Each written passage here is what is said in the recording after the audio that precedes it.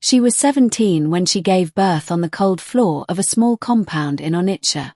Nobody helped her. Nobody even looked at her twice. The neighbors hissed and turned away like her pain was something they'd seen 1,000 times before. Her name was Agugwa. Her mother had warned her. Her auntie had beaten her. Her school expelled her. And the boy who got her pregnant. He vanished before her belly even started to show. Useless girl, the landlord's wife whispered every time Agugwa passed. Can't even marry. Just go carry bell like goat. It got so bad she started timing her movements so she'd never meet anyone outside. She sold fried yam by the roadside with her baby strapped on her back. Rain or sun, it didn't matter. She couldn't afford to fall sick. And when the baby started crying from hunger, she'd cry too. Nobody saw her pain. Nobody cared. They walked past her every day. Some mocked. Some pitied. But none ever stopped to ask her name. And she never gave it. She had learned to swallow pain like water. One night, the baby wouldn't stop coughing. She had no money for hospital. She knocked on 5 doors. Nobody opened. The 6th door opened slightly, then shut when they saw who it was. She wrapped the baby in 2 wrappers, held her close, and sang an old lullaby her mother used to sing. She didn't sleep. Her eyes were open till morning. She watched her baby's chest rise and fall. Morning came. The baby smiled. Agugwa cried and laughed at once. She knew the world would never give them anything. So she decided that day, she would take it. She would take it all for her daughter. Her baby's name was Olama. And Agugwa promised herself, she didn't know how, she didn't know when, but one day, Olama would never beg for what she was denied. That year, someone burnt her yam stand. No one admitted it. She cried beside the ashes until she couldn't breathe. But even in her tears, she kept whispering, "You'll be great, my child. You'll be great." She took up sweeping in the marketplace. From stall to stall. From gutter to gutter. With Olama sleeping beside empty sacks. Every naira was counted like it came from her soul. She learned how to sew. Not in a shop. Not in a school. From watching a tailor through a window every evening. When he closed, she'd sit on a block and copy his hand movements in the air. Olama grew. She was 5 when she started reading signboards by herself. Agugwa couldn't believe it. "How did you know that word?" she asked. Olama just smiled. "Mummy, I always listen." Agugwa didn't have much. But she paid for books before she paid for food. She sent Olama to a small school nearby. And every morning, she stood by the school gate, watching her daughter walk in like royalty. Every insult, every hunger, every humiliation, Agugwa carried them like bricks on her back. But for every single one, she laid it down beneath Olama's feet like steps. Steps to somewhere higher. And she never stopped whispering it at night, like prayer, like prophecy. One day, they'll call you more than just my child. One day, they'll salute you. But life doesn't always reward the ones who deserve it first. And Agugwa didn't know that the next season would test her in ways even pain had never imagined. Olama was 6 when Agugwa fainted while carrying a sack of second-hand clothes from the market. She had ignored the headache, the hunger, the spinning. She wanted to surprise her daughter with a pink dress she saw at a stall. A stranger tapped her shoulder awake. His name was Abube. He didn't ask questions. He poured water on her face, helped her sit up, and then stood there quietly until she could breathe again. She didn't want help. She was tired of favors she couldn't return. But Abube didn't offer sympathy. He only said, "I've watched you carry this whole world for years. Let me carry small for you." For the first time in 6 years, someone walked her home. Someone saw the bucket on her head, the tired child on her back, and didn't judge. He didn't ask what happened. He only helped wash the plates that night. Abube started visiting once a week. Then twice. He brought pencils for Olama. Sewing thread for Agugwa. Nothing expensive. Just thoughtful. And each time he knocked, Agugwa's heart beat louder than his knock. Olama liked him. She said, "Mummy, if he's your friend, then he's my uncle." Agugwa laughed so hard that day, the neighbors peeked through the curtain. She hadn't laughed like that in years. But peace is a thing people don't like seeing on faces they swore would always suffer. The landlord's wife began again. "You don't know if he's married. You don't know what he wants." The rumors returned like flies. Agugwa told Abube not to come again. She didn't cry. She just looked him in the eye and said, "I can't afford stories. I've protected this child with my shame. Let me not fail her now." Abube didn't argue. He only nodded and said, "If one day you're tired of walking alone, I'll still be here." Then he turned and walked away. She didn't call him back. Olama turned 7. Agugwa had saved for 2 months to buy a second-hand blue dress with a ribbon. That morning, Olama walked into school like her name had already entered history. She came second in class. The only child without a lunchbox. Without new books. Without neat shoes. Yet her name was always on the chalkboard for answering questions. That evening, the headmistress called Agugwa. "This child is gifted. We have a scholarship program, but we need a guardian who can support her home-wise. Can you manage?" Agugwa nodded before the woman finished. She didn't know how, but she said yes. She'd wash 10 markets, sweep 50 gutters, if it meant her child would walk through doors she never saw. She started sewing children's uniforms at night. She stitched and stitched until her fingers bled. But every pain was sweet. Every ache was purpose. Then came the week the school asked for PTA contribution. It wasn't much. But Agugwa had just paid rent. She tried to borrow. Nobody answered. Not even the woman she once helped during childbirth. She walked to a Catholic church she had never entered before. Stood at the gate for an hour. Then finally went in and knelt. She didn't pray for money. She just said, "If this child truly came from you, help me not to disgrace her." When she got home, she found an envelope under her door. Inside was the exact amount the school asked for. No name. No note. Just peace.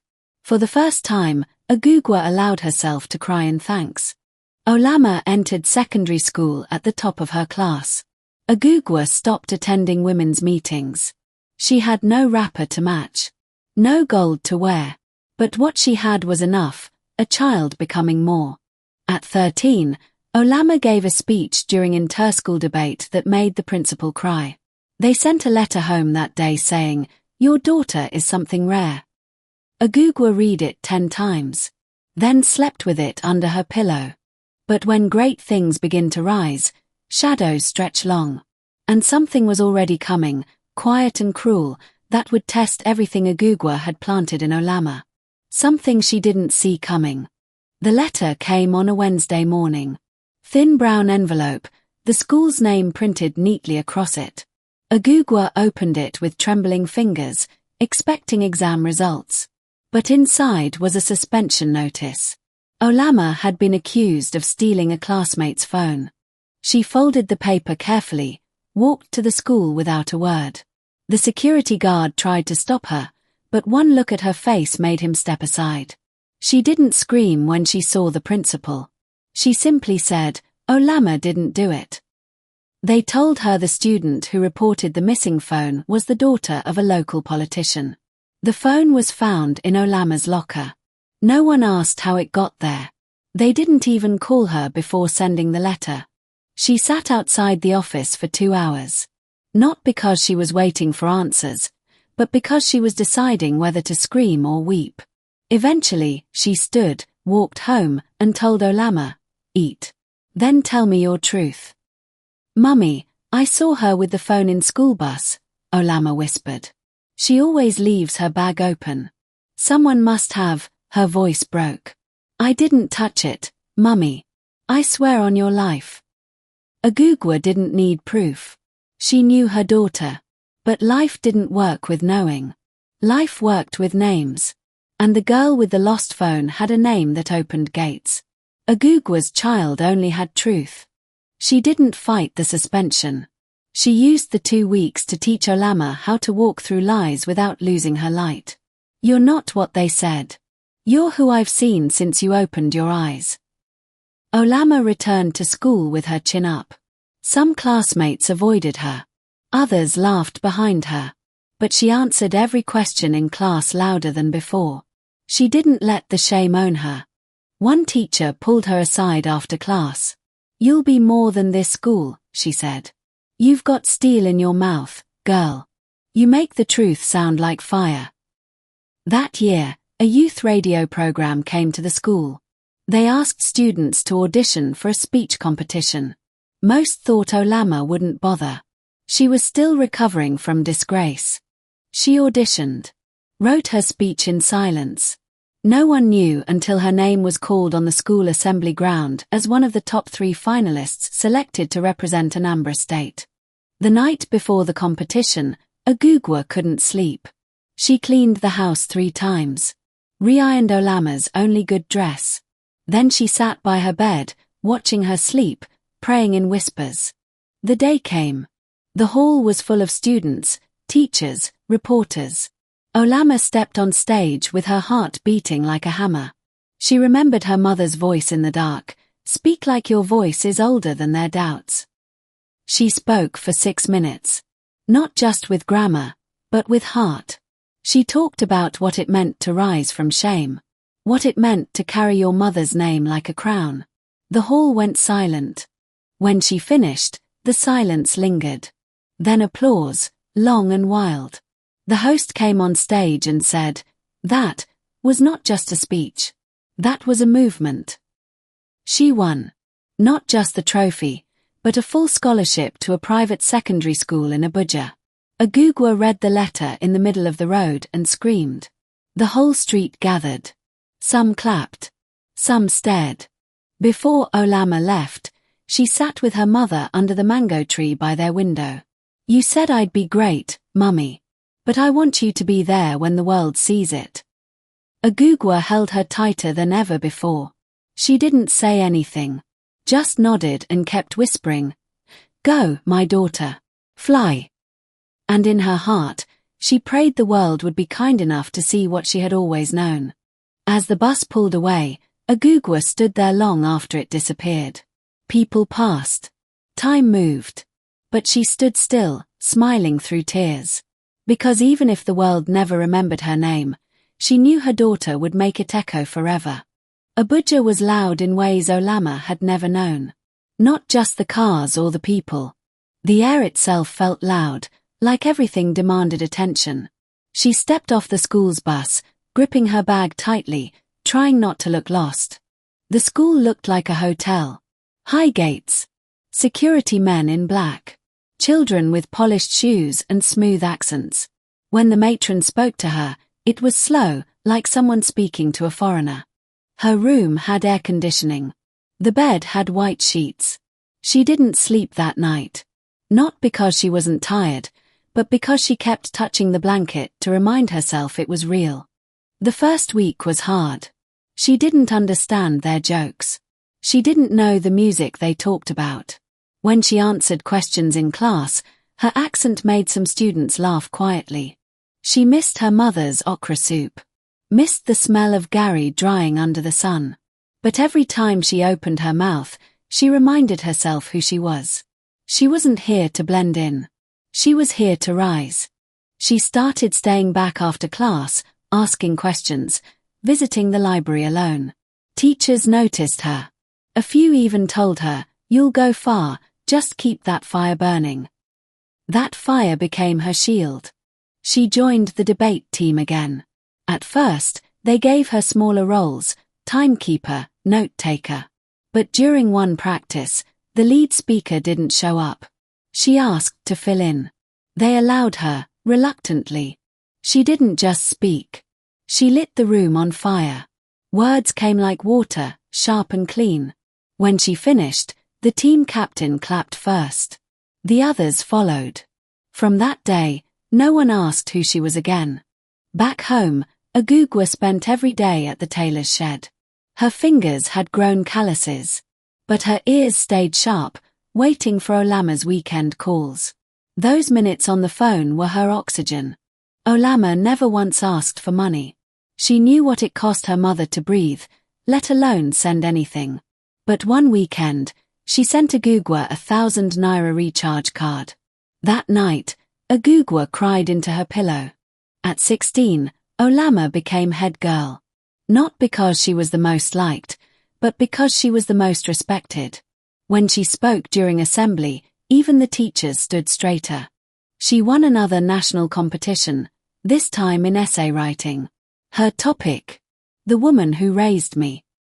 The last paragraph made everyone in the room cry. The next day, a major newspaper called. They published the essay. For the first time in her life, Agugwa saw her name printed in a national paper. She placed the page in a nylon bag and kept it under her pillow.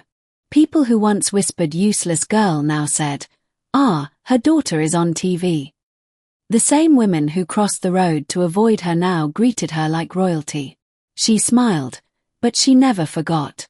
By the time Olama was 18, she had offers from 3 international universities: Harvard, Oxford, and one in South Africa. She chose Oxford. Not because it was the most glamorous, but because it felt right. She flew out with one small box and a letter from her mother. Whatever you become, don't forget where you started. That's your strength. She kept that letter in her wallet like a passport. At Oxford, she studied politics and philosophy. Her voice grew deeper, wiser. But she never let it lose its roots. She still ended every speech with "I am Olama, daughter of Agugwa." She started a non-profit that funded education for girls in rural Nigeria. Her interviews began to trend. Blogs called her the future. Newspapers said, "Watch this name." But she didn't change her number. She still called Agugwa every Sunday. Then came the national call. A political youth summit. Presidential candidates were invited. She was one of the keynote speakers. That day, Nigeria heard her roar. In the crowd was someone from the president's cabinet. That same week, they reached out. "We want to mentor you. You have a future here. You're not just a speaker, you're a seed." She didn't jump. She didn't shout. She called her mother. Agugwa answered on the first ring. "Mummy," she said. "You remember the day you said they'll salute me?" Agugwa laughed. "Yes, my daughter." Olama's voice shook. "They just did." Agugwa sat outside her tailoring shop, fingers threading a dull needle through stubborn fabric. The sky hinted rain, but she didn't rush. Her eyes kept returning to the same folded letter beside her machine. Olama was coming home. Not for a holiday. Not for a wedding. But for something that still felt unreal. The ruling party had chosen her to run as their youngest presidential candidate. 29 years old. No godfather. No dynasty. Just fire. When Agugwa first saw it on TV, she thought it was a documentary. She called Olama 3 times to be sure. "You, president? Real one. Not vice something." Olama laughed. "Mummy, real one. Full one." The streets that once spat on Agugwa now sang her name. "Mama President," they called her at the market. She smiled, but her heart stayed humble. "I'm still the same woman who borrowed pepper and returned salt," she often said. Olama returned first to Onitsha. Not with a convoy. Just with a car and her smile. She stepped out of the vehicle like she'd never left, walked into the compound, and hugged her mother so tight it hurt. They ate together like old times. Okro soup, thick and spicy. Olama licked her fingers. "Oxford no cook reached this," she said. Agugwa laughed till her stomach hurt. "Then I should be the president's chef." But the campaign was no fairy tale. They dragged her on TV. "She's too young. She's single.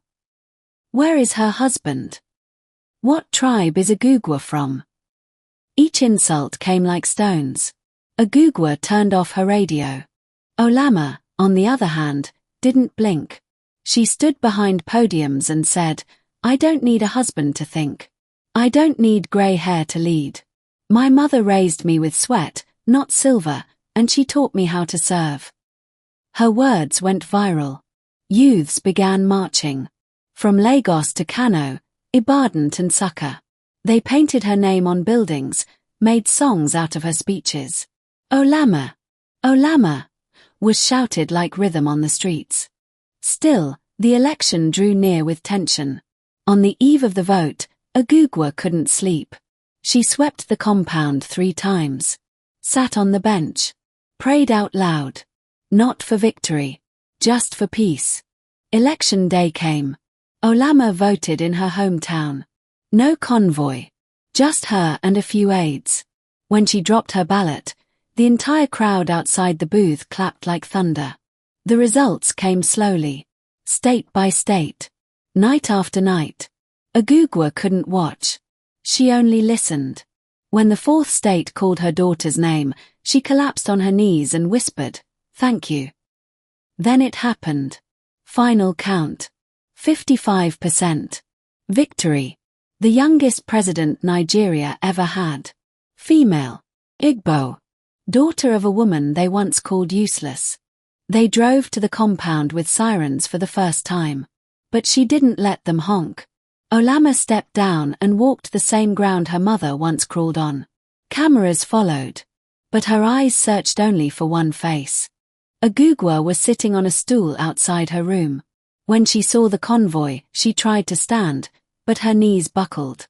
Olama ran, grabbed her, knelt before her, placed her forehead on her mother's feet.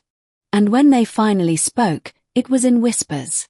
"Mummy, they didn't vote for me," Olama said. "They voted for what you taught me. They voted for your suffering. Your sweat. Your dreams." Later that night, during her first presidential interview, they asked Olama, "What's the first thing you'll change about Nigeria?" She answered without pause. "Dignity. I want every woman like my mother to be seen again." And somewhere in a small room in Onitsha, Agugwa sat alone by the window. She wasn't watching the news. She was holding the same brown envelope that once held a suspension letter. Now, it held the presidency. The inauguration morning began with silence in the palace corridors. No rushing footsteps. No anxious whispers. Just stillness. Olama stood alone in her dressing room, gazing at her reflection. Her heart beat quietly. No fear, just the memory of where it all began. She didn't wear diamonds. She didn't cover her head with a jewel. Instead, she tied her mother's old wrapper across her shoulder like a sash. The edges were faded, but it carried the weight of her journey. Agugwa sat quietly inside the front row, flanked by ministers and dignitaries. Her hair was wrapped simply. She wore brown sandals and the same gown she used for church services. She didn't need fine clothes. Her pride was seated at the altar. The Chief Justice stood and adjusted his robe. "Will the President-elect please step forward?" Olama walked calmly, one step after the other, her heels clicking like thunder across the marble. The oath was short. Her voice didn't tremble. Each word carried weight. "I, Olama Agugwa, do solemnly swear." She didn't just speak for herself. She spoke for the market women, the street hawkers, the girls mocked for dreaming too loud. Applause. Long roaring. But Agugwa didn't stand. She only bowed her head and whispered, "Thank you." No one heard it. But heaven did. At the presidential luncheon, journalists rushed Olama with microphones. "Madam President, how does it feel?" She smiled softly. "It feels like I'm standing in my mother's room again, holding a borrowed school uniform." She didn't go to the presidential suite that night. Instead, she and Agugwa returned to the old room in Onitsha. The same cracked wall. Same squeaky fan. Different air. "Mummy, do you remember the day you told me to eat first, then speak?" Agugwa chuckled. "And you refused. You said your truth was hungrier than your belly." They laughed till their cheeks hurt. But power is no pillow. The next day, Olama walked into her first cabinet meeting. Older men with tired faces watched her like she didn't belong. One of them cleared his throat, smirking, "We'll guide her." She smiled and said, "Guide me, yes. But do not assume I'm blind." The room went quiet. From that day, they stopped speaking behind her. They started listening. Her first policy: public education reform. She ordered the renovation of 10,000 rural schools. Free meals. Uniforms. Books. "This isn't charity," she said. "It's justice for the children like me." One day, a Gugwa walked into her tailoring shed and saw a young girl begging. She gave the girl food, then offered to teach her how to sew. The next day, 2 more came. By the end of the month, she was running a full workshop. The same woman they called useless was now empowering others. She didn't post pictures. She didn't ask for praise. She only said, "If they call you dirty, don't argue. Just build something clean." Years passed. Olama didn't lose her fire. She reformed hospitals, rebuilt roads. But every Sunday, no matter how full her schedule was, she still visited her mother. On her final day in office, she refused a celebration. She and her mother took a walk around their old neighborhood. The same women who mocked them now came out with phones and tears. A little girl ran up to Olama and asked, "Can I be like you?" She bent down, held the girl's face, and said, "You can be more. But promise me you'll remember your mother too." And so, history was written. Not with gold or titles, but with thread and tears. They called her mother useless. But her daughter became the president. If this story touched your heart, don't forget to subscribe for more powerful African stories like this. Tell us in the comments. White right pointing backhand index, what country are you watching from? White right pointing backhand index, and what does your clock say right now? We're reading everything, and your time, your country, your support, it means the world to us.